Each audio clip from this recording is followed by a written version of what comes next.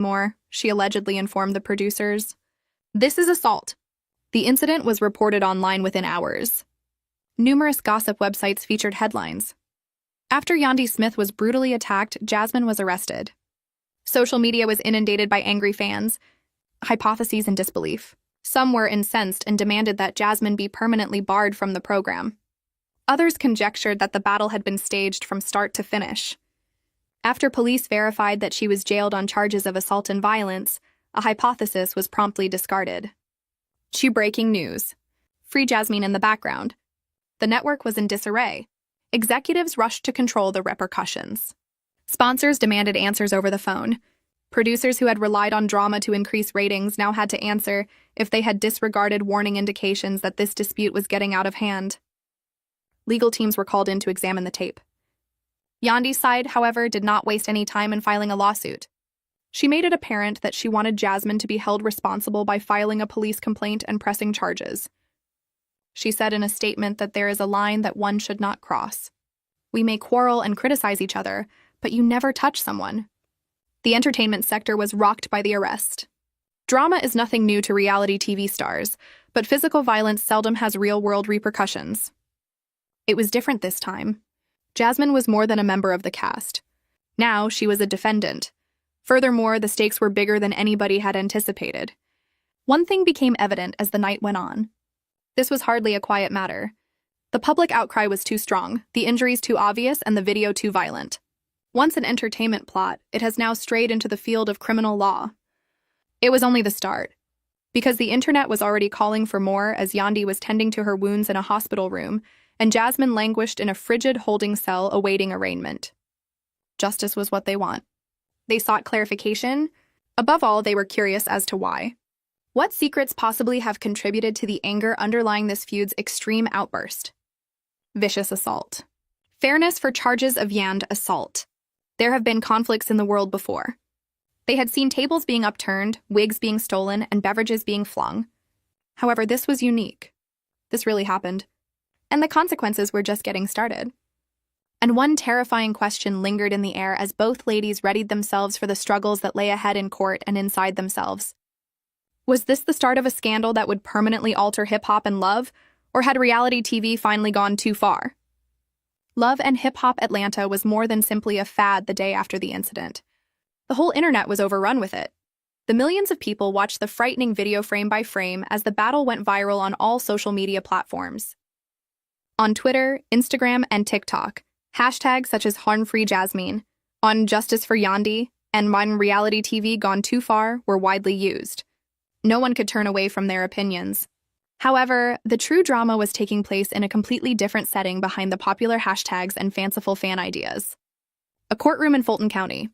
Jasmine was carried in handcuffs to her arraignment hearing, still dressed from the previous evening. The previously self-assured reality star didn't resemble the fiery TV character that viewers were used to. She had unkempt hair. She was weeping so hard that her eyes swelled.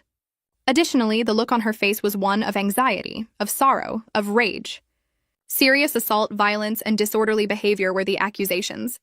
Additionally, if prosecutors want to pursue an enhancement for severe assault, which they suggested they may, Jasmine might spend up to 2 years in prison. In the meanwhile, Yandy took to social media to express gratitude to fans for their support, as he recovered both physically and emotionally.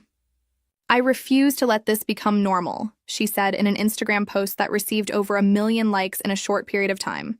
Typical. Her message resonated. Politicians, actors, and celebrities all voiced their disapproval of the violence.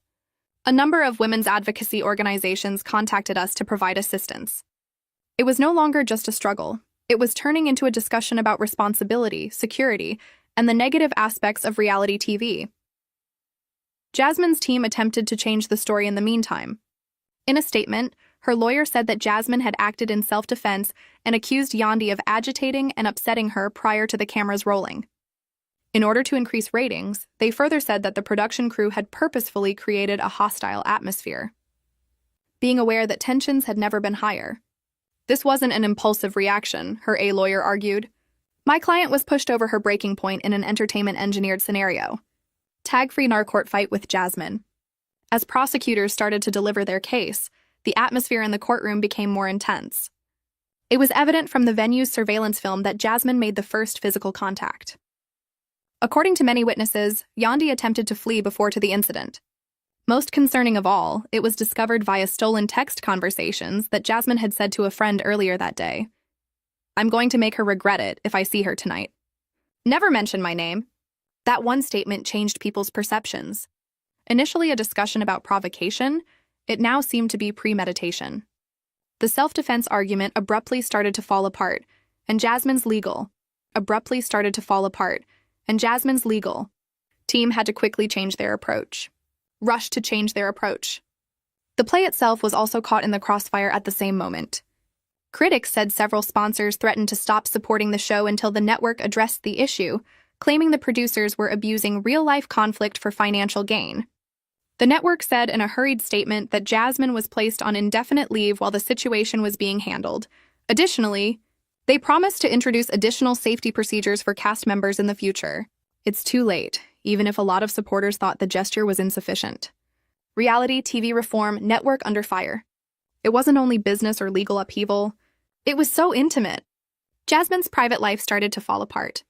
While the matter continued to drag on, friends grew apart. Brand agreements fell through. Her talent agency even dropped her. Additionally, the tension started to show as bloggers scrutinized her every action and cameras set up camp outside her home. She seldom leaves the home, doesn't eat, and doesn't sleep. An informant informed the Shade Room Yandy wasn't unharmed. But this isn't the Jasmine that people know, either. Although she was the victim, she was harassed online by trolls who said she was exploiting the incident to gain influence and damaging Jasmine's life, while others said she was exaggerating the severity of the incident to improve her image. It served as a harsh reminder that even victims aren't always regarded with empathy in the court of public opinion. Nevertheless, Yandy refused to back down, saying in a live interview, "I'm not going to be silent just because it makes people uncomfortable." And when the prosecution revealed their next move, the tension reached a boiling point. To speak out, no more violence. It's worth it to speak up because it helps even one person leave a violent environment. Jasmine's potential sentence may quadruple if they were successful in pursuing additional charges, including suspected intent to cause physical injury. Based on new evidence, fans were shocked by the announcement. And although some pleaded for the court to be kind, others demanded the worst punishment possible. One thing became painfully obvious as the trial date drew near. This was no longer just a legal issue. Rather, it was a cultural moment and a reckoning. Trial of the year. Reality TV revealed how easily real lives might be ruined in the course of pursuing ratings, revealing the whole reality TV business like a mirror. And the more investigators probed, the more questions they found. Had the network disregarded warning signs? Had producers intentionally put Jasmine and Yandy in a dangerous situation?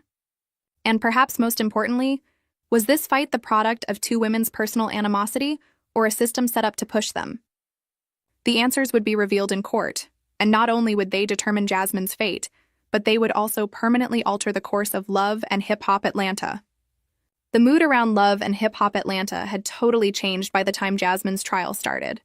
What had previously been a beautiful and untidy reality program had turned into a warning narrative. The courtroom was more than simply a judicial setting. It was a representation of how easily celebrity might collapse and how one reckless action could alter everything. The prosecution didn't waste any time in putting out their case, and everyone was watching intently, fans, networks, bloggers, and even other cast members, to see how the drama would play out.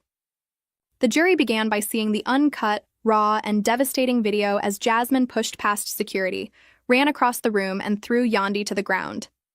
They observed Yandy's blood on the floor, Jasmine's fists flailing, and Yandy's frantic efforts to protect herself. Only the gasps of those who had not watched the complete courtroom drama film broke the gloomy stillness in the courtroom. Justice Ferendite did not stop there. They released witness testimony from cast members who stated that Jasmine had threatened to and displayed text messages demonstrating her animosity in the days before the incident. Humiliate Yandy in front of the camera. They even aired a recording of Jasmine saying to a friend, "I'll make sure she feels it if she crosses me again." All of the evidence pointed to image of intent, and with each detail, Jasmine's legal team retaliated, claiming that the creators of the program were also to blame, making her argument less credible. Jasmine's desire to shoot independently from Yandy was denied by the staff, who even encouraged their altercation for the most entertainment value, they alleged. This wasn't about Jasmine losing control. They said, adding that Yandy's pre-attack comments, which weren't caught on tape, were intended to elicit a response. Her attorney told the jury, "This was a human response to a circumstance designed to shatter her." Free Jasmine manipulation of producers. Some onlookers were moved by the dispute. This case was bringing an unpleasant focus on the worst aspects of reality TV, which had long been condemned for pushing cast members to their emotional limits. The judge even asked the network whether producers' one reality remained regardless of how much responsibility was put on the system. Jasmine had physically assaulted another person. Policies may need to be revisited. Person and the law was obvious. As the trial went on, the testimony became even more explosive. Castmates testified, with some supporting Yandy and characterizing her as traumatized and afraid, while others defended Jasmine and referred to her as a product of the atmosphere the show fostered. One executive even said, "We knew they hated each other," when producers were subpoenaed and had to acknowledge that they knew about the rivalry, but decided not to step in. "We believed it to be an excellent television show." The courtroom erupted with horror at that revelation. It was no longer only a scandal. It was a condemnation of the whole sector. Paddle on trial outside the courtroom, Show's reform, Show's reality TV. Fans set up placards and camped out. Yandy needs some readjustment. Free Jasmine, said others. Atlanta's streets resembled a protest site. The trial was being covered by all of the main entertainment outlets around the clock, making it one of the most watched celebrity trials of the decade. The moment Yandy herself took the stand, however, was the most emotional. As she spoke about the terror she experienced that evening, her voice faltered. She replied, "I thought she was going to kill me," as tears poured down her cheeks. "I didn't realize it was anger, not just a fight." Whether I was going to leave that room? Her testimony was terrible, strong, and passionate. It may have sealed the case and sent some jurors to tears. For the first time, Jasmine started sobbing as she watched from the defense table.